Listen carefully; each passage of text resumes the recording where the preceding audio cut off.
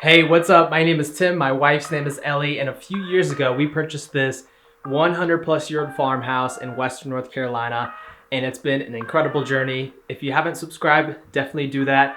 I want to continue to share how we turned this 100-year-old farmhouse into a brand new home. So in this video today, we're going to talk about this laundry room. This is one of the most important rooms in our house because my wife, she loves to do laundry. She says it makes her feel really happy when she gets to have clean sheets and clothes. So that's where I stepped in. I wanted to make sure that we can make this room the best room possible for the amount of money we spent, the amount of time, and the area that we had. I wanted to make sure I can maximize on the laundry room space. So from the start, this room actually didn't really exist. It was on the opposite side of this house in a little room with a little vent, and that's all it had. And I wanted to figure out where could we put a decent sized laundry room and make my wife happy. And so there was a little space in the kitchen where we took about a quarter of the kitchen and we built a wall around the kitchen, or at least in the kitchen. And I later realized that wasn't enough space, and I tore down this wall right here. There was a wall right in this area, and behind this wall was a porch that somebody built into the house. And so I realized I actually needed to tear this wall out and extend this laundry room to make it more comfortable and actually a whole lot better. So this is what it ended up being, and finally we are done and we're in this space. So in this video, we'll talk about a couple of different parts to this laundry room. We're going to talk about this section behind me, which is kind of like the pantry space and the cabinets and where we store some things. And then across of me back here is the doggy shower that I figured out we needed to build because we actually got a dog right at that time as well.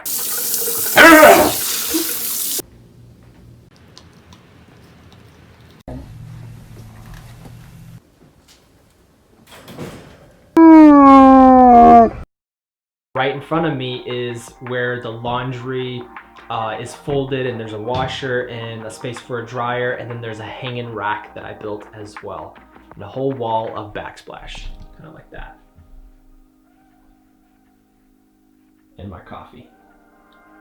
So out of all the rooms in our house, this room right here has probably the most unique features that I've probably ever done. And that's why it took actually a bit longer than I thought it would. I built butcher block countertops. Never done that before, but I figured it's not that hard after watching a few videos, and there's not many out there. But I bought some maple and I made them, and that was really unique when it comes to this place. And then the doggy shower. How many times do you actually get to see a doggy shower in a home? Not often. So I figured I'm gonna make that happen. And the incredible thing is the doggy shower honestly took about $100 to $150 to make. And I'll actually talk about that maybe in this video, or actually in another video, on how that happened, because it's pretty unique and it's pretty amazing.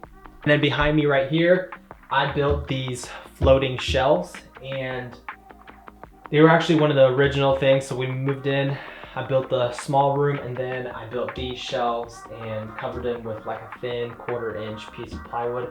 And then I actually kept it in this room and then refurbished it and made it look even better. And then right over here, we actually have this right here.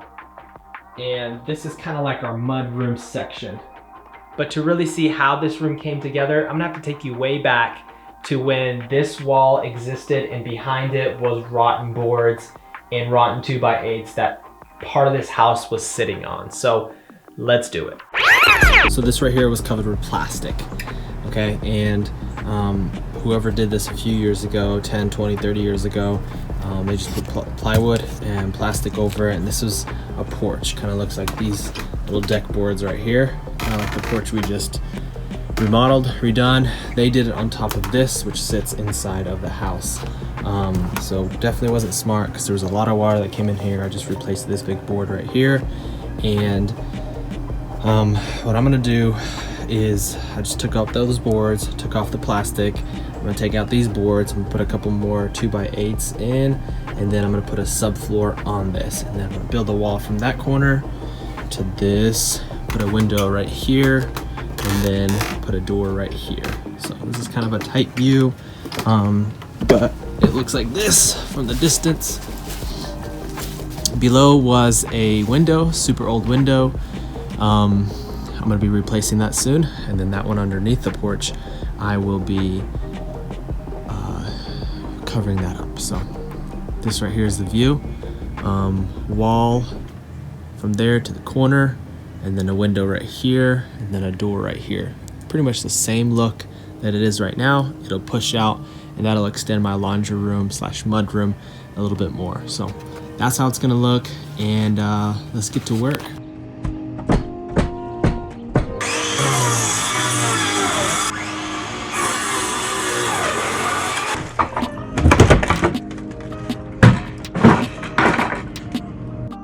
So the biggest thing here is to strengthen the floor a bit before we put the subfloor on, the cement boards down on the floor, and then we start laying tile on the floor. And so, like I said, this floor wasn't in great condition. It had water damage to it, so we needed to pull up some of these boards, replace them.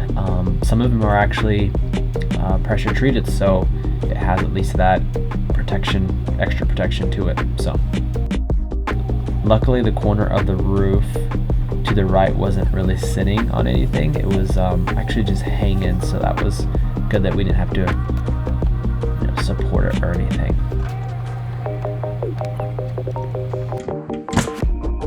Now that we got the subfloor down, we are ready to start putting up the walls and the plywood and then the windows.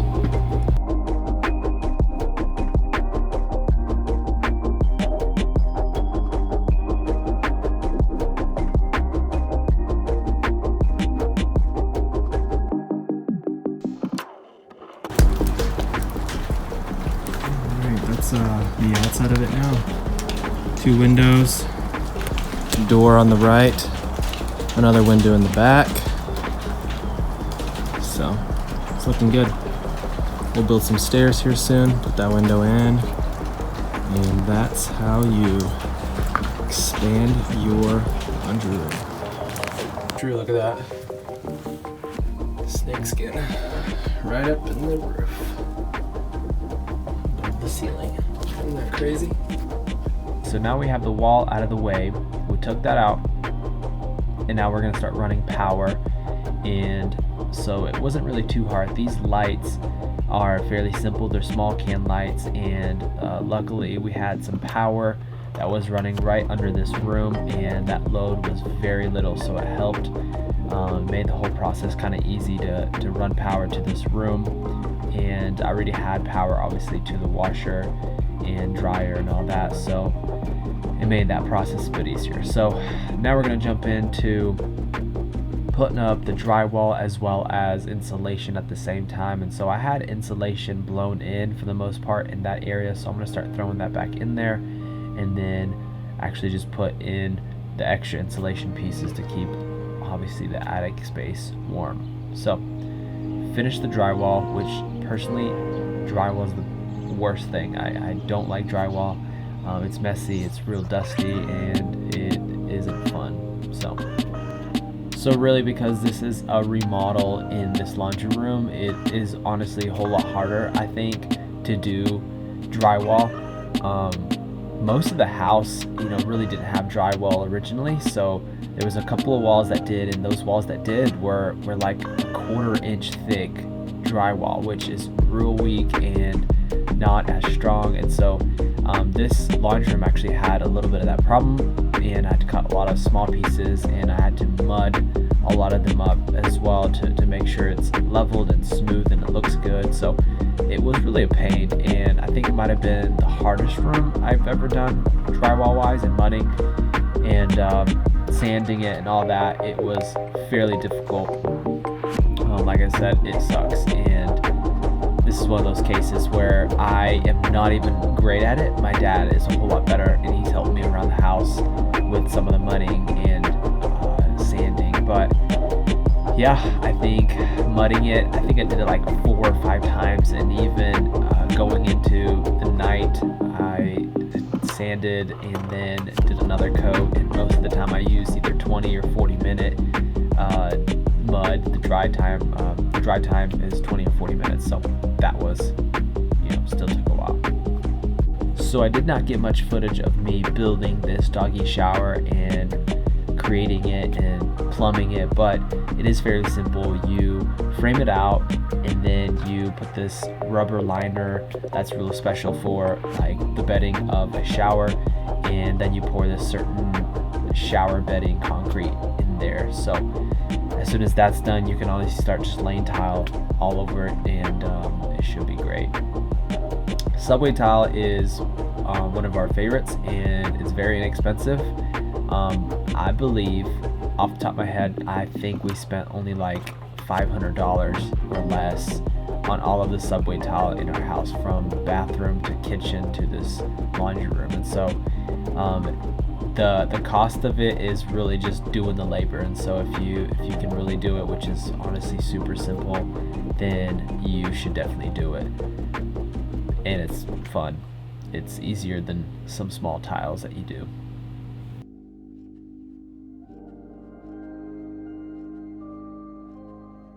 I think the difficult part about subway tile is probably cutting it, and it's definitely helpful to have a tile saw, or you can rent one, but there's a lot of small pieces you'll have to cut on the corners or at either the top, bottom, or sides. And then when I got to the doggy shower and actually tiling the floor, which are small little hexagon pieces, it really got difficult to cut the little tiny pieces in the corners and the sides and around the drain. And so that is probably the hardest part of doing a doggy shower, or subway tile in general.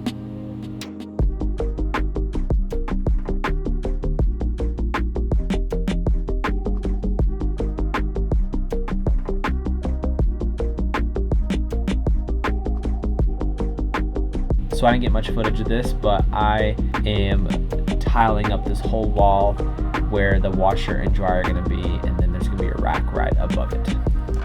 Next big thing was to connect the old floor to the new floor, and there was a little bit of a height difference, and so I had to actually put some either it was thin set or some leveler to try to level out the floor right there, and then we just spread it out and made it look good. Oh man. Apollo, you like your new room? So we got the crown molding up, we got all the trim up, and then painting it is a little bit time consuming because you paint it about 2 or 3 times, and finally we are ready to finish the rest of the small things. So this is like the final stretch where you have to put up the last few pieces of trim, where finally I get to put in the butcher block and then put the cabinets in, put the hardware in, put the faucet in, and all the little things that add up and really make the room the look that it should be. So these cabinets right here and the butcher block is actually really crazy and different, because these cabinets aren't your typical size cabinets. These are the same cabinets in our kitchen, and I actually cut the back of the cabinets about 6 inches or more. The thing is, if I kept the cabinets original, they would actually be extending all the way to the edge of that door, and you would lose a lot of space doing that. So I figured I'm actually going to cut the back ends of those cabinets and then use a table saw to saw in some ridges, so then you can actually put those cabinets back together. And so I figured that was one of the most unique things I think about this room, and because you honestly don't see cabinets like that are at least a whole lot, the depth is not your standard size, it stands out and looks different and nice with the butcher block on top of it. So that was kind of cool. Also, these cabinets were purchased at the RTA store, I think that's what it's called, and I bought all of my cabinets there, and you can buy them unassembled. It's kind of like an IKEA idea, and they'll send you a bunch of boxes and you put them together, and it's a whole lot cheaper, and the quality's it's pretty good. It's there. So the purpose of these hooks right here is actually plants. I bought these hooks in Home Depot and figured I am gonna add some plants above these windows, and it will look like this. I love it. You can hang really anything, and the one on the left isn't doing so hot, but I figured it's a really cool way to just add some more color and greenery into this room. All right, so before I built this doggy shower, I actually did a lot of research into figuring out like what could be best for this small room and what's the kind of style that we wanted. So this actually looks almost just like our master, or at least our master bathroom shower, and looks real similar, and so it kind of fits that look. And then the way you would really build it is on the bottom. You would want to build out a little frame, and so you'd grab some 2x4s and put them together and really make it as tall as you want it. And then you would have to buy a sheet of rubber and line it on the bottom, and then I poured thin set, about a few inches of thin set on the bottom of this shower, so that typically, you know, you'd have any shower sitting on that, and even this shower right here. And then this right here is a Delta handle, which is crazy. So one of the other reasons why this whole doggy shower was fairly inexpensive is because of this. This typically would be over $100, and also the handle would be too, but the handle I think was like 30 or 50 bucks on Amazon, and it came with the hose. And then this right here is a Delta faucet handle, and I got it actually used on Amazon, and because it was used, it was a little bit damaged, and so I honestly got that for about 30 or 40 bucks. And so that's another reason why this whole thing is fairly inexpensive.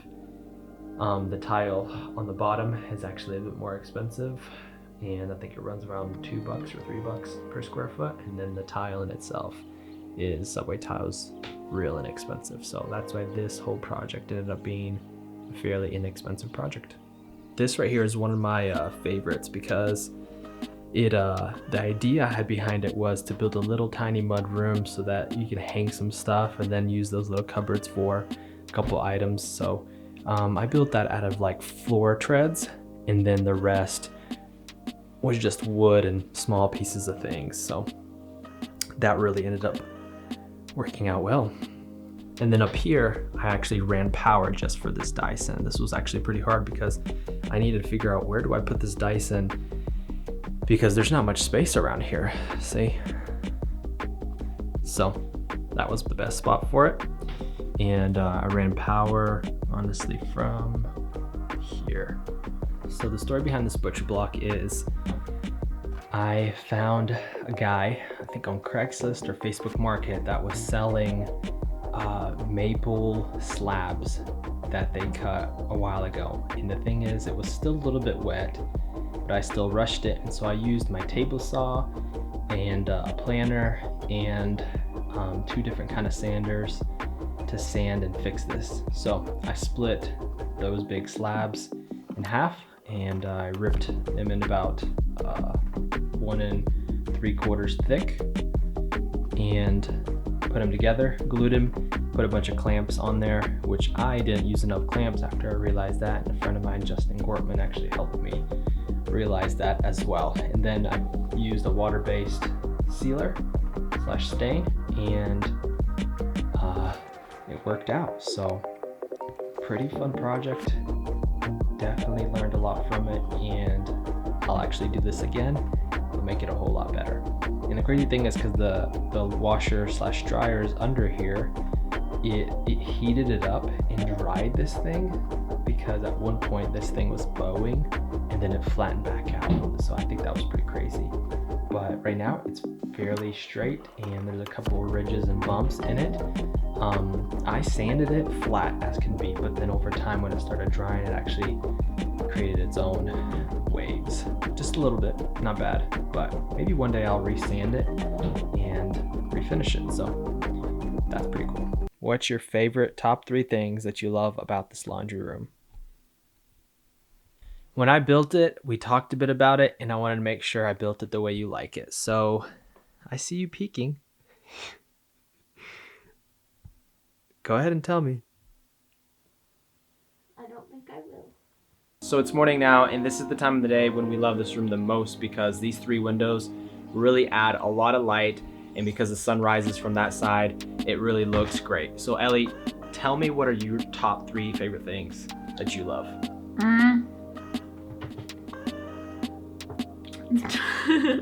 I'm eating. The doggy shower, the butcher block counters, and the plant hooks. Yeah, I think the plant hooks add a lot of greenery because you can really interchange them with any plant that we have. So those are 3 great options. Thanks. This room is a wrap. We are done, and overall it took about 2 to 3 months to finish this room from start to finish. And really that last month, it was all the little things and butcher block and installing cabinet hardware and maybe a couple of paint finishing touches. But it's been a good journey. It's been fun. And some of you are thinking like, Tim, how much does this actually cost me to renovate? The numbers really can range. I mean, you can look it up on Google and it'll tell you it ranges from like 2,000 or so to 5,000 or more. And so this is a kind of a unique setup because I had part of the room done already. I had the doors, I had some of the expensive things out of the way, and then I also expanded. So it'll be more expensive if you're expanding, but then it's also less inexpensive if you already have half the things. And so the tile in itself would cost about $30 or $40 total. Subway tile is real cheap, and obviously the labor is you doing it, so you're not paying anybody for that. And then the floor is the same, it kind of adds into that. And then the cabinets were about $200, maybe $300, because again, you put them together, so they're way less expensive. Butcher block was $150 total, I would say, because it costs about $100 to buy the wood and the stain and then the glue. And honestly, I count the clamps because you have to buy clamps to do that too. So painting it, drywall, was maybe $100 bucks or less. And really the big ticket price items are like the wood, the trim, because a lot of that adds up and it gets expensive. So really, I think this room is about $500. It really wasn't that much when you think about it, because again, I did it all myself. And most of these things, like if I was to buy a brand new door, that's another $300. So those things are already here. So just keep in mind, these windows actually are really cool because I got them for like 50 to 100. So that's another big ticket price item. And Can Lights got them not used, but open packaged, I think on like eBay or Amazon. So there's a lot of ways to make this project inexpensive, and it just has a lot to do with just research and finding ways to make it work. So other than that, I think I covered everything, and it's fun at the end of the day when you do this room, when you do the laundry room. It's fun because it's something you use for the most part every day, and especially if it's a pantry and a mudroom that's attached to it. So I think this is a great size for a home like this, which is main level is about 1,000 plus square feet. So this is definitely a good sweet spot for a laundry room. So definitely subscribe if you haven't. Like I mentioned before, give it a thumbs up, and we will see you next time at the next video. See you next time. If you haven't subscribed, do that. And